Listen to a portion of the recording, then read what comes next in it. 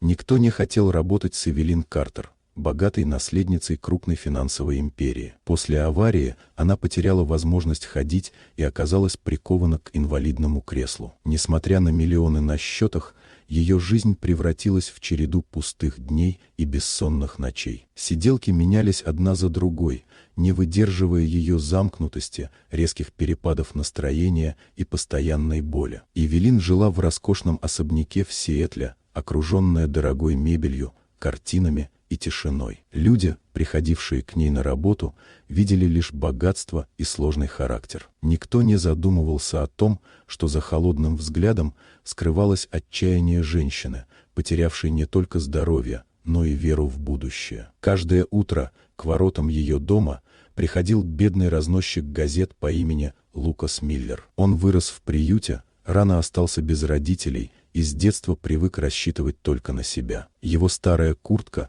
и потертая сумка резко контрастировали с блеском особняка. Сначала Лукас просто оставлял газеты у входа, не обращая внимания на происходящее внутри дома. Но однажды он заметил, что Эвелин долго не может открыть дверь, пытаясь дотянуться до ручки из кресла. Тогда он впервые зашел во двор и помог ей. С этого дня его визиты стали регулярными. Он приносил газеты прямо в дом, помогал расставлять их на столе, открывал окна, подавал воду и следил, чтобы все было под рукой. Постепенно Лукас стал замечать, что Эвелин ждет его прихода сильнее, чем любых врачей и помощников. В отличие от других работников, он не жаловался, не смотрел на часы и не напоминал о своей бедности. Он просто делал то, что считал правильным. Иногда он задерживался после работы, чтобы помочь ей пересесть в кресло, принести обед или вывести в сад, подышать свежим воздухом. Со временем холодная и замкнутая Эвелин